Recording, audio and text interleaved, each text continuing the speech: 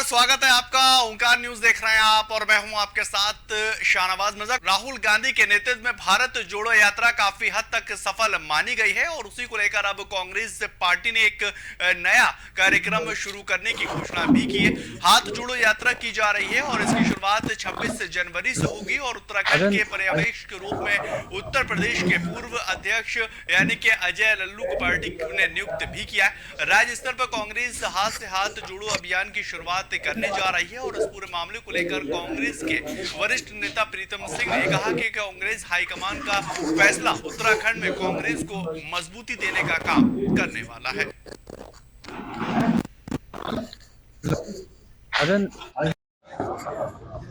राहुल जी कन्याकुमारी से कश्मीर तक जो है वो यात्रा पर हैं और कई राज्यों में यात्रा नहीं जा पा रही है। इसलिए राष्ट्रीय नेतृत्व ने निर्णय लिया है कि पूरे देश के अंदर हम 26 जनवरी से जो है हाथ से हाथ जोड़ो अभियान चलाएंगे और जिसके लिए उत्तर प्रदेश के पूर्व अध्यक्ष लल्लू जी को जो है यहाँ प्रभारी बनाया गया है। हम सब लोग मिलकर के जो है इस अभियान को सफल बनाने का काम करेंगे। उधर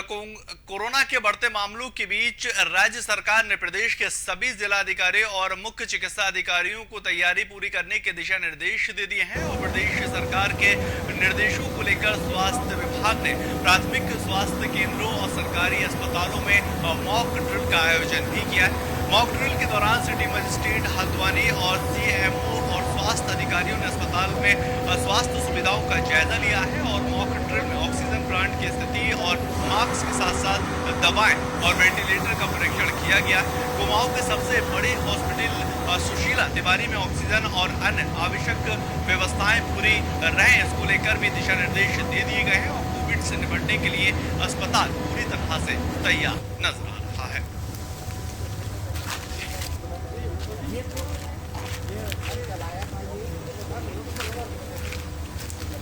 आपको बताएं, कोरोना को लेकर लगातार प्रशासन जो है वो सतर्क नजर आ रहा है और इसको लेकर कोई भी चूक ना हो तमाम तैयारियां जो हैं वो की जा रही। जिला स्तर पर प्रशासनिक अधिकारी लगातार इस बात को लेकर कोशिश कर रहे हैं कि जो कोरोना का नया वेरिएंट यानी कि BF7 आया है उससे किसी भी उत्तराखंड वासी और पूरे देश के किसी भी वासी को कोई भी दिक्कत ना हो, इसको लेकर जमीनी स्तर पर लगातार कोशिशें की जा रही हैं ताकि तमाम चीजें पहले से ही मुहैया करवा जा सके। आपको बताएं कि मास्क और आइसोलेशन के साथ साथ तमाम वो सुविधाएं देखी जा रही हैं कि लोगों को कोई भी दिक्कत ना हो और उसी को लेकर उत्तराखंड में भी लगातार ये कोशिश की जा रही है कि अस्पतालों का निरीक्षण किया जाए और जो भी कमियां उनको पहले से ही दुरुस्त किया जाए। मॉक ड्रिल चल रहा है और नैनीताल जिले में भी सारे हमारे district hospital, medical college, base hospital और सारे जिले के ब्लॉक्स की CSC PSC में चल रहा है। हम लोग यहाँ मेडिकल कॉलेज में आए जिसमें हम लोग फैसिलिटीज़ की जो भी प्रिपेयर्डनेस है आने वाले कोविड को देखते हुए उसकी तैयारी देखी और मेडिकल कॉलेज की पूरी व्यवस्था देखकर ही बहुत ही हम लोग खुश हुए हैं क्योंकि ऑक्सीजन प्लांट इनका 20 KL का भी जो लिक्विड ऑक्सीजन है बिल्कुल व्यवस्थित है और चालू रूप में भी है। हम लोगों ने सारे जनरेटर्स भी ऑन कराए, सारे ऑक्सीजन प्लांट्स भी ऑन करा के देखे। अब हम अंदर ICU बेड्स देख रहे हैं, आइसोलेशन बेड्स देख रहे हैं, कितने वेंटिलेटर्स हैं। प्राप्त हुआ था कि कोविड को लेकर एक अलर्ट मोड में आने के लिए जो समस्त व्यवस्थाएं हैं जिसमें ऑक्सीजन की क्या स्थिति है, बैकअप क्या है और वैकल्पिक ऑक्सीजन के लिए लिक्विड प्लांट की क्या स्थिति है, ICU बेड की क्या स्थिति है, मेडिसिन की, उसको पूरा प्रॉपर लेकर यहाँ पर ACO मैम के साथ ही मॉक ड्रिल के क्रम में हम लोग यहाँ मेडिकल कॉलेज और सुशीला तिवारी सभी जगह देख रहे हैं। तो ये बेसिकली इसका सिर्फ एक ही है कि कोविड को लेकर हमें अलर्ट रहना है और अपनी व्यवस्थाओं को दुरुस्त करना है, किसी तरीके की कमी ना आने पाए। मॉक ड्रिल ऐसा एक फिजिकल ड्रिल वैसी नहीं है कि बिल्कुल कोई मरीज जा रहा है उसके वो है। उसने टोटल हमको जो गवर्नमेंट ऑफ इंडिया की कुछ गाइडलाइंस हैं, उनके प्रोसीजर्स हैं, उसमें अपनी ऑपरेशनल प्रिपेयर्डनेस देखनी है कि अगर मान लो पेशेंट्स आते हैं एकदम सर्जन केसेस आता है तो कैसे होगा। तो उसके लिए जैसे कई जगह से है कि हमारी कहाँ स्क्रीनिंग OPD है, मरीज कहाँ देखा जाएगा, किसमें क्या टेस्टिंग होनी है, क्या होनी, उससे अलर्ट रहना पड़ेगा। मॉक ड्रिल चल रहा है। और उधर बात करें रानीखेत की तो रानीखेत में कांग्रेस का 138वां स्थापना दिवस बड़ी ही धूमधाम के साथ मनाया गया है और इसी मौके पर उत्तराखंड कांग्रेस के प्रदेश अध्यक्ष करण महारा ने रानीखेत पहुंचकर कांग्रेस के कार्यकर्ताओं के साथ बैठक का आयोजन किया। इस मौके पर उन्होंने पार्टी कार्यकर्ताओं ने पार्टी को मजबूत बनाने की अपील की और इसी के साथ कांग्रेस प्रदेश अध्यक्ष ने छात्र संघ चुनाव के परिणाम के बाद हुए मारपीट पर दुख व्यक्त किया। उन्होंने कार्यकर्ताओं से प्रदेश के विकास के लिए काम करने की बात कही है।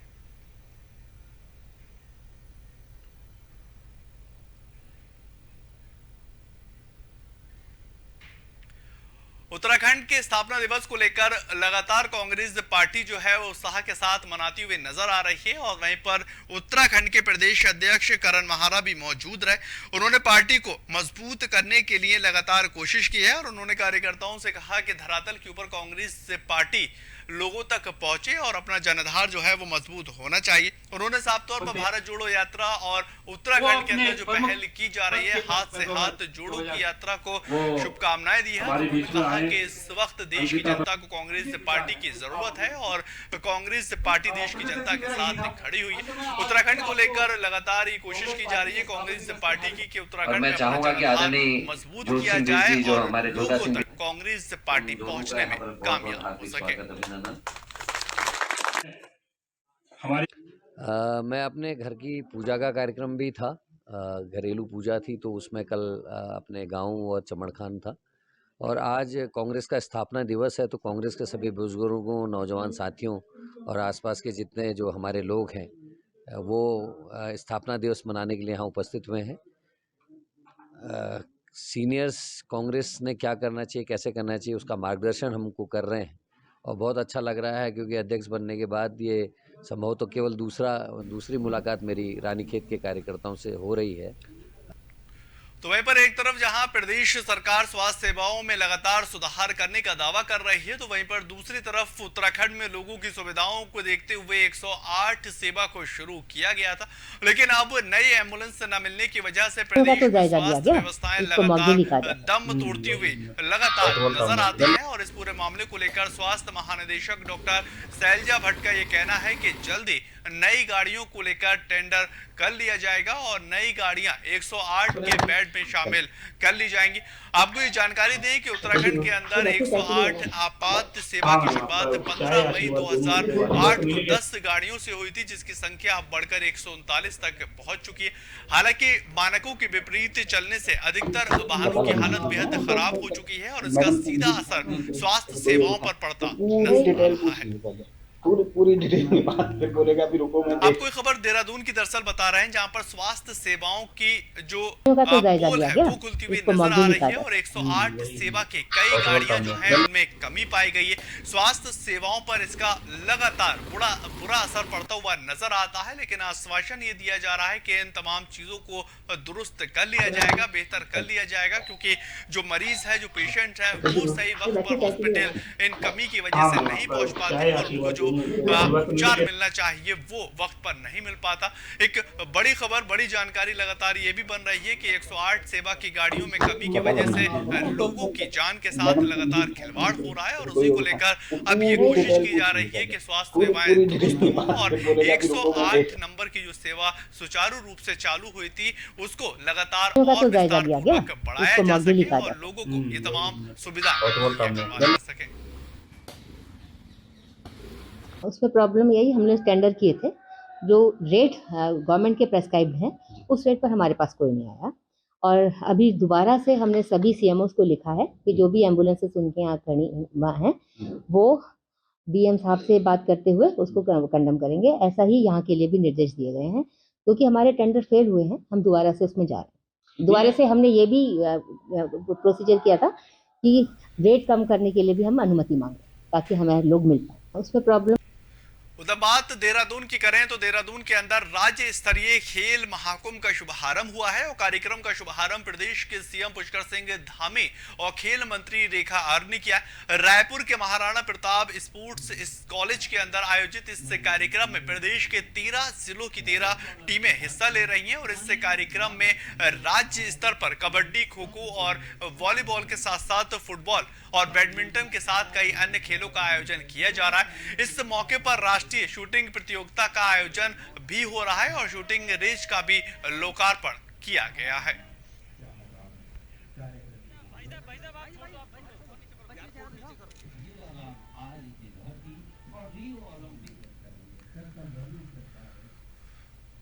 आगे बढ़ेंगे, बात करेंगे प्रदेश के कैबिनेट मंत्री प्रेमचंद्र अग्रवाल ने हर की पैड़ी में बने हर रैन बसेरा का औचक निरीक्षण किया और निरीक्षण के दौरान प्रेमचंद्र अग्रवाल ने यात्रियों को दी जा रही सुविधाओं के संबंध में जानकारी ली और इसी के साथ रैन बसेरों में रहने वाले लोगों से बातचीत कर उनका हाल भी जाना है। और प्रेमचंद्र अग्रवाल ने प्रशासन के अलावा जलाने के साथ साथ जो अलाव जल रहे हैं उसके साथ साथ रैन बसेरों के रहने की व्यवस्था कर उसका भी निरीक्षण किया और तमाम लोगों को इस बात का आश्वासन दिया गया है कि गवर्नमेंट जो है वो आपके साथ है।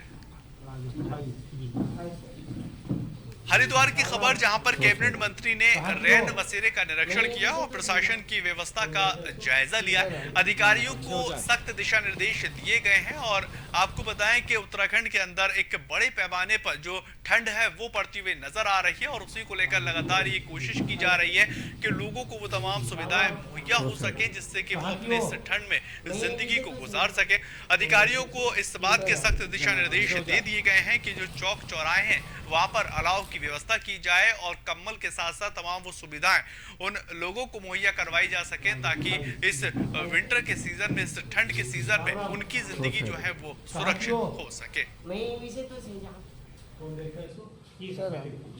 देखिए, अभी मैं सीसीआर के बाद जो रैन बसेरे हमारे नगर निगम द्वारा संचालित है उसका मैं निरीक्षण मेरे द्वारा किया गया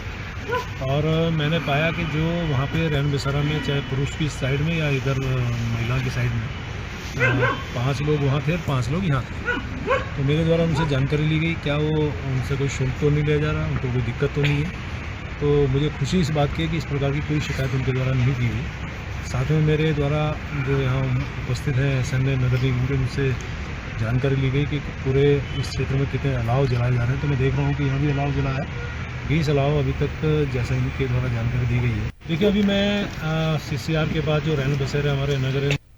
उधर चोकुटिया में तेंदुए की वजह से स्थानीय लोग काफी ज्यादा दहशत में रहने को मजबूर हो रहे हैं और ताजा मामला खेड़ा का है जहां पर तेंदुए ने एक महिला पर हमला कर दिया। तेंदुए के हमले से गंभीर रूप से घायल महिला का इलाज किया जा रहा है जिसको CHC में भर्ती करवाया गया था। हालांकि महिला की हालत काफी गंभीर देखते हुए महिला को रानीखेत के राजकीय अस्पताल में रेफर किया गया और ग्रामीणों ने इस पूरे मामले को लेकर वन विभाग से कार्रवाई की मांग की है।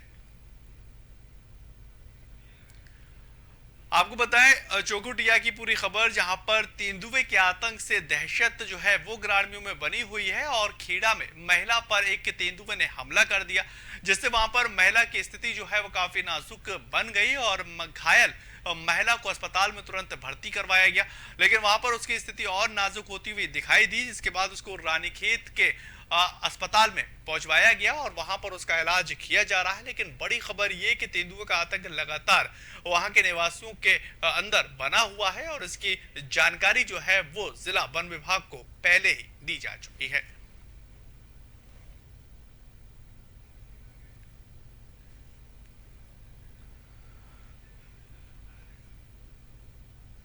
उधर बात अल्मोड़ा जिले की करेंगे तो नए साल को लेकर पुलिस प्रशासन काफी सतर्क हो चुका है और पुलिस ने शांति व्यवस्था बनाने के लिए लगातार चेकिंग अभियान चला रही है और नशे में वाहन चलाने वालों के खिलाफ कार्रवाई की जा रही है। मामले को जानकारी देते हुए जिले के DSP बिमल कुमार ने बताया है कि नए साल को लेकर पुलिस सतर्क है और जिले के होटल और रिसोर्ट में सघन चेकिंग अभियान चलाया जा रहा है। DSP बिमल कुमार ने सभी से शांतिपूर्वक नए साल का जश्न मनाने की अपील की है।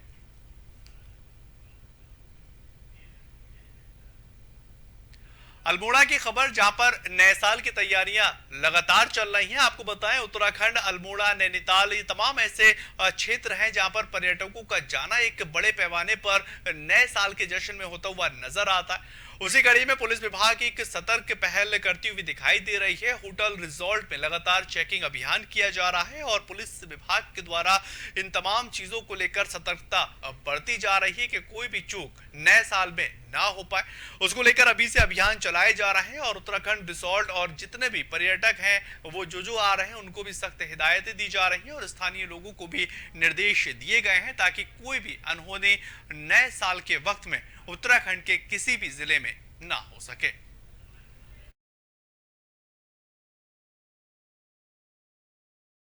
नए साल के दृष्टिगत हम लोग ये चेकिंग कर रहे हैं। कहीं पे जैसे कोई शराबी के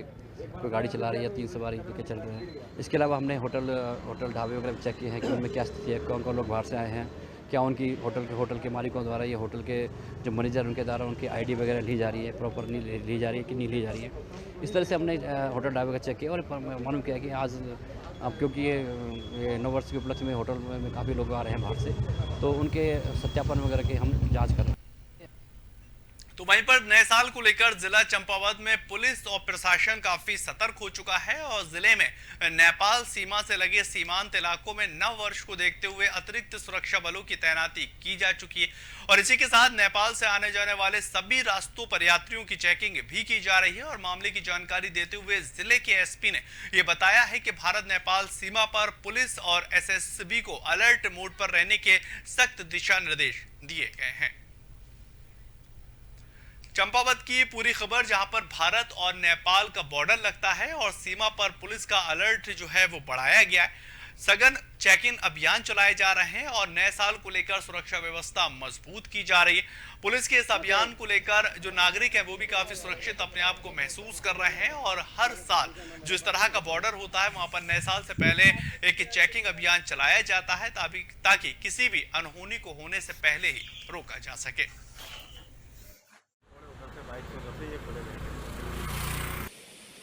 भारत नेपाल का बॉर्डर हमेशा से ही हमारा एक खुला बॉर्डर, अच्छा संबंध रहा है, लेकिन इन खुले संबंधों इन चीज को ध्यान में आड़ में को लेके भी कई अवैध एक्टिविटीज बीच बीच में होती रही है। उसी को चेक में रखते हुए हमने वहां पर एक क्यूआरटी तैनात की जो समय समय पे रेगुलर बेस पे वहां पर चेकिंग करती है। उस दौरान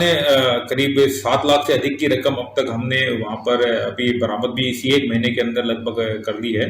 और नव वर्ष को ध्यान में रखते हुए भी चेकिंग लगभग सुदृढ़ रहेगी और ये लगभग 12 घंटे जब तक हमारा बॉर्डर खुला रहता है उस दौरान वहां पर लगातार रहेगी। भारत नेपाल